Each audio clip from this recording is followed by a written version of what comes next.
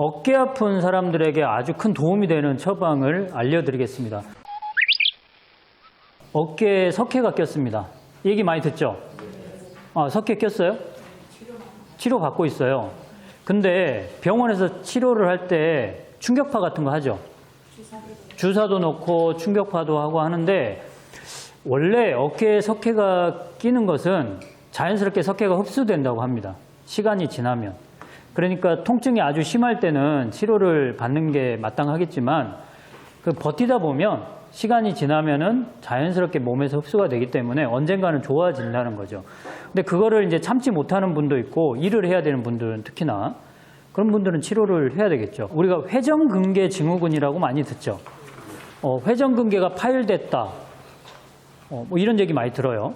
내 어깨를 회전시키는 근육들이 있거든요. 대체로 4개를 얘기를 하는데 이 4개의 근육에 노화가 발생한 거죠. 그리고 그 4개의 근육을 무리하게 사용한 거예요.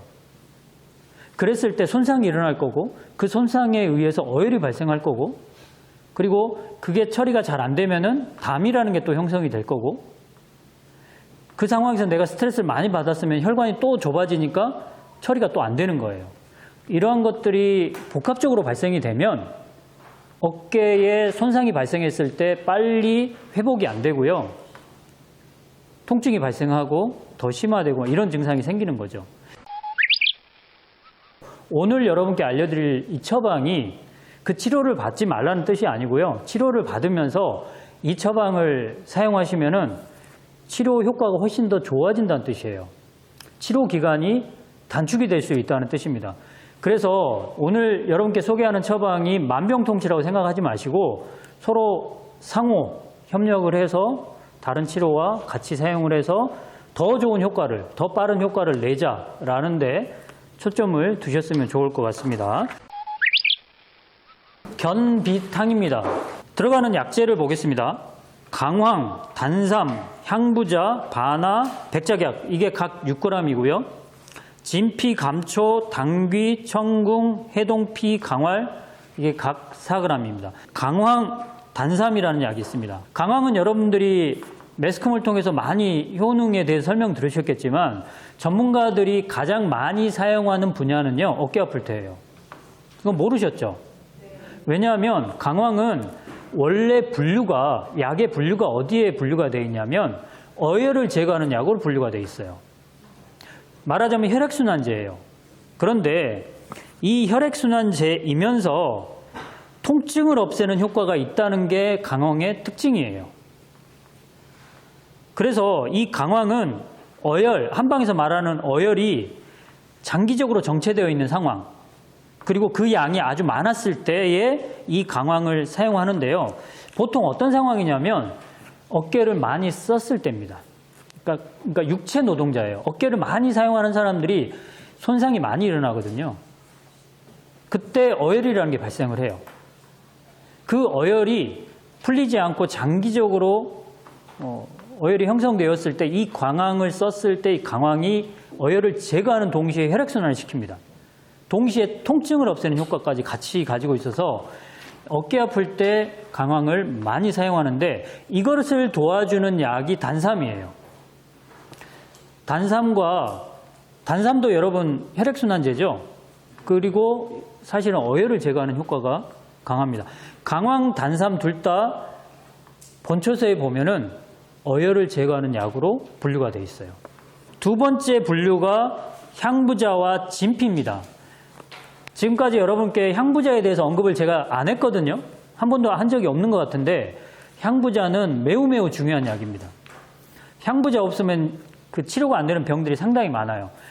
단적으로 얘기하면 향부자는 스트레스를 많이 받는 사람들, 스트레스에 예민한 사람들한테 쓰는 약이에요. 스트레스를 많이 받으면 혈관이 좁아집니다. 혈관이 좁아지면 오장육부로 가는 내 몸의 혈액이 그쪽 오장육부로 안 가게 돼요. 그게 어깨가 됐던 위장이 됐던 자궁이 됐던 내 지체 하지가 됐던 간에 안 갑니다. 이 안 갔을 때 향부자를 달아서 먹으면 이 순환이 잘 돼요. 이거는 그냥 혈액순환제, 방금 배웠던 강황, 단삼의 혈액순환제하고 다른 거예요. 단삼이나 강황은 어혈을 제거하면서 혈액순환을 시키는 거고요. 향부자는 내가 스트레스를 받았을 때 이 좁아진 혈관을 정상화시키면서 혈액순환을 시키는 거예요. 그 기전이 좀 달라요. 그렇기 때문에 내가 평소에 스트레스에 많이 노출되어 있는 사람인데 그 과정에서 여기 어깨에 통증이 일어났다, 석회화가 일어났다, 아니면 회전근개 증후군이 나타났다 하면은 병원에서 치료받으시면서 향부자 진피를 드시라는 뜻이에요. 바나와 진피입니다. 이 진피는 공통적으로 들어가고 있어요, 지금. 바나는 여러분 몸속에 있는 담이라는 것을 빼내는 약입니다. 노폐물을 없애는 약이라는 뜻이에요. 그래서 어깨 관절 주변에 손상이 일어났어요. 그리고 그게 장기적으로 치료가 안 되면 이 손상에 의해서 어혈이 형성되기도 하지만 나중에는 담이라는 게 또 형성이 됩니다. 이걸 빼줘야 돼요. 이 노폐물이에요. 이걸 빼주지 않으면 어깨 통증이 치료가 잘 안 되는 거죠. 그래서 바나가 또는 진피가 같이 들어가서 담을 빼주는 겁니다. 그 다음 약초들은 백작약과 감초입니다. 백작약 감초는 지난번에 우리가 배웠을 때 작약감초탕이라는 처방을 배웠어요. 쥐날 때 많이 사용한다고 그랬어요. 그리고 쌍화탕의 가장 메인이 되는 게 백작약과 감초라고 볼 수가 있는데 경직되어 있는 근육, 경직되어 있는 조직을 풀어주는 약이에요. 근데 어깨가 아픈 사람도 경직이 일어납니다. 이 경직을 풀어주기 위해서 백작약과 감초가 들어가요. 자, 이 정도 조합이면요, 어깨 아픈 사람들에게 나타날 수 있는 모든 원인들을 종합했다고 볼 수 있거든요. 그래서 여러분들이 이 처방을 보시면서 내가 어떤 상황에서 어깨가 아픈가를 생각하시고 어떤 약재를 좀 증가시켜야 되겠다. 이 약재는 나한테 필요 없다라고 하면 빼도 되고요. 이해되시죠? 그 다음에 당귀하고 청궁하고 해동피 강활이 들어가고 있어요. 여러분, 당귀, 청궁은 혈액순환제잖아요. 근데 너무 일반적인 혈액순환제입니다.